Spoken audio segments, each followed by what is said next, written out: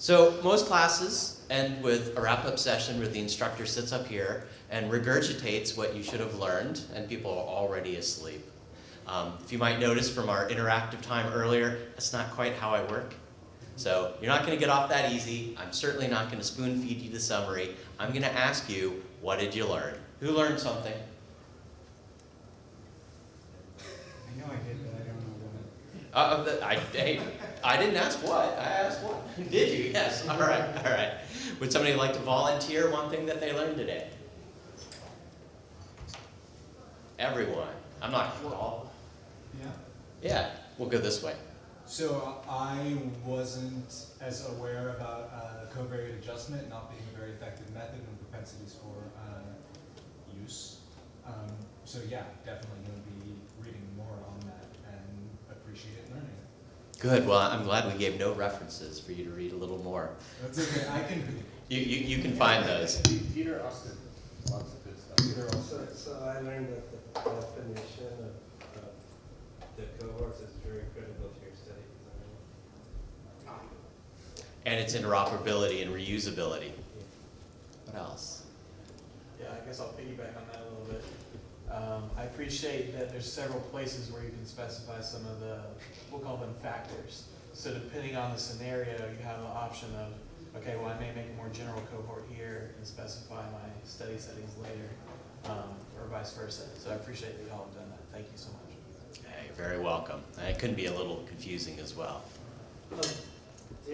Just for a future tip, it might be useful to have a help button for the ones that have later settings, right? That you can set this later, right? Yep. Just so that people go, oh, I don't have to pick it right now. We could have some hover over hints, Yeah. like don't look here. No, we need learning over here, and then we'll come back. Okay. This side of the room learn anything?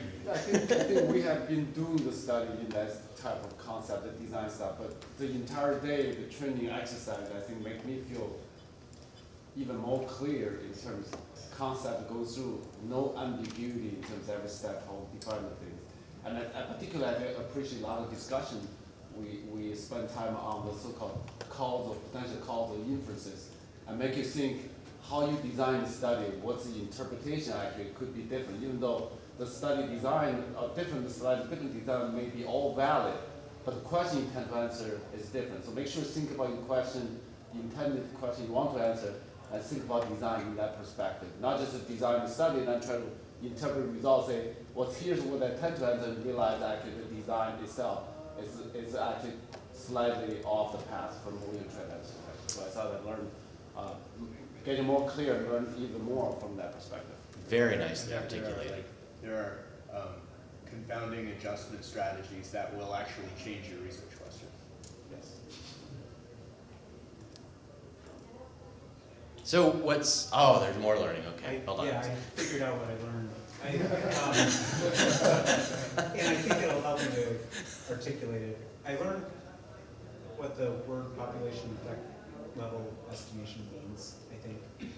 And I learned that it has to do with causality, and that what we're doing in these comparator treatment outcome models is causality, and that if you don't think about it, if you don't construct it for causality, then you're doing something weird. I know I don't quite have it, but That's exactly right. okay. One thing that's surprising is I tasked you at our first lecture that really this day you had to learn one thing. That one thing consisted of 5 components. What are the 5 components that you need to define, to operationally define a comparative cohort study? What are the 5?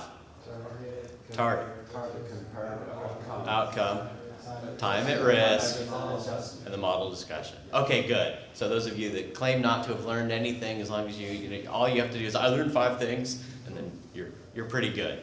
That's great. One thing that we didn't discuss is the tool stack that we presented today seemed rather thin and rather slick, and actually asked the study package, how big is the study package, and it was on the order of a couple kilobytes.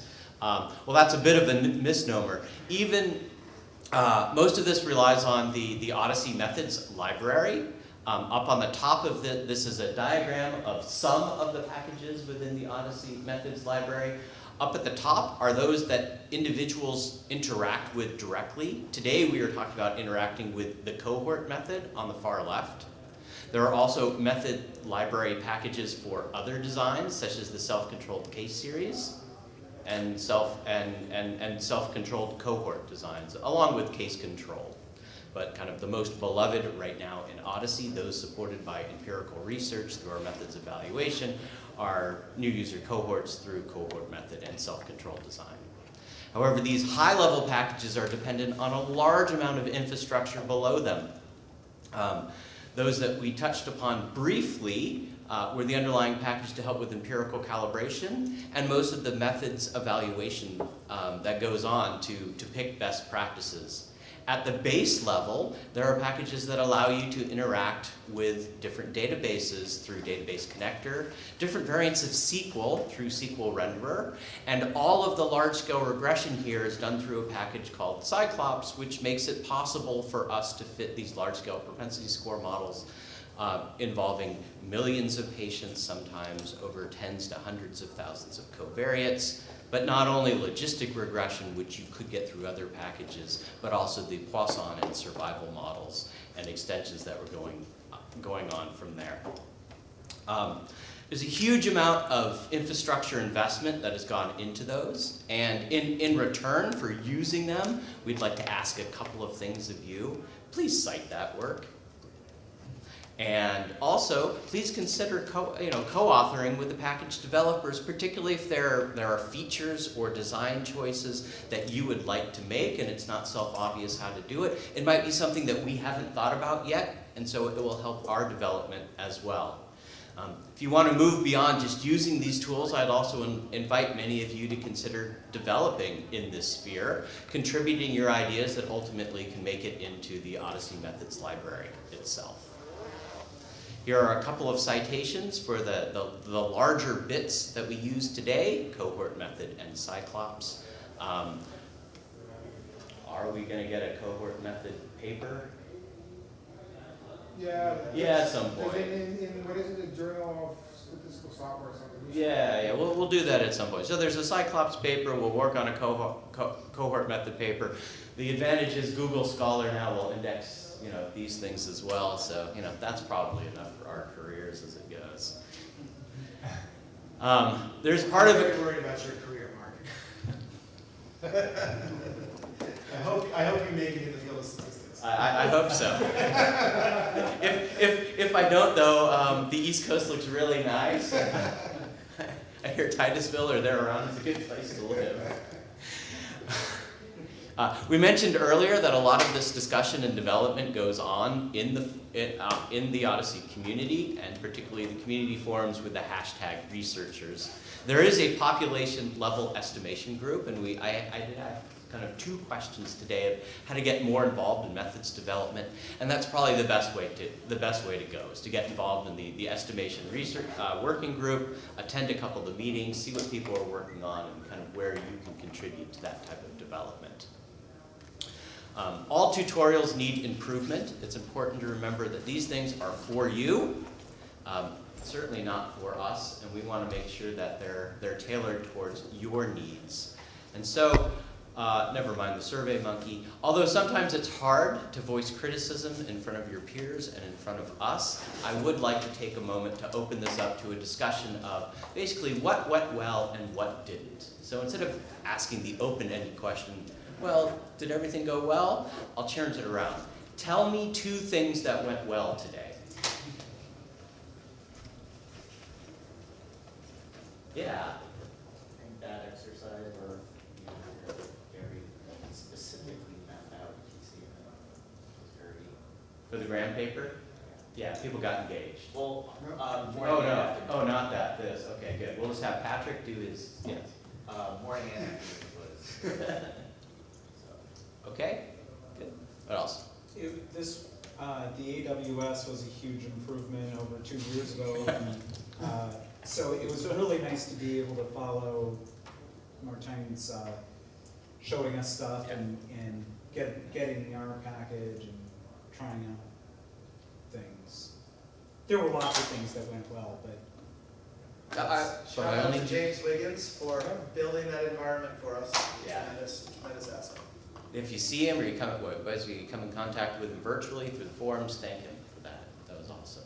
So I would say- my causal interpretation of his statement is that whoever presented 2 years ago did a terrible job. Yes. That faculty should be fired. They certainly should not come back. And you know, we've been working on that, and it's just not playing out. I mean, again, like I said, right, our group did a lot of study in the similar concept. But I thought that today is, at least I fully appreciate it. I thought it was I sit in one day, almost I feel like what I'm trying to learn here, right? I get much deeper connection from the entire process, which is I haven't appreciated in the past. Say, I work with a colleague, I don't really appreciate or didn't pay attention to what exactly they do behind the scenes, right? And now I actually appreciate it. And I thought also the level of introduction, I don't know the other colleague, you know, how much they're familiar with all those things. I thought at least the pace and in-depth presented, and also connected with the demo of the example we learned, and also the final, the quick demonstration, I thought all connected well. I don't know the other side of the course of how they offer, but I thought this connection, I felt like it's just about the right pace and everything. Of course, Which is incredible passed since it 12 worked for minutes, me, so too. I don't know whether that should be a plus, but he passed 12 minutes to his talk. So we'll find the Feel flip. free to give me a demerit for the 12 minutes. So we'll find the flip side. Give me one thing that didn't go so well. So, Yeah. Don't worry. I'd like to have the design of the study have more time so that we can actually literally follow along. Because if it went too fast and I was like, okay, I'm gonna just click on the one that you saved and look at it, but Yeah. I would really like to actually get to that. Well, there are ways to do that, and that is host a tutorial yourself. We're welcome to come and give tutorials at your organization, as long as it's at your organization and also open to other individuals who want to be part of this community. And then there is more time to focus on the deeper details. As an example, Tufts is going to be hosting a series of OHDSI tutorials, including the patient level estimation, which will be scheduled sometime in 2019. If you can't make it there, just invite us, we'll come. Well, we're happy to teach. So thank you very much for putting up with us for the day, and go home and use the cohort method.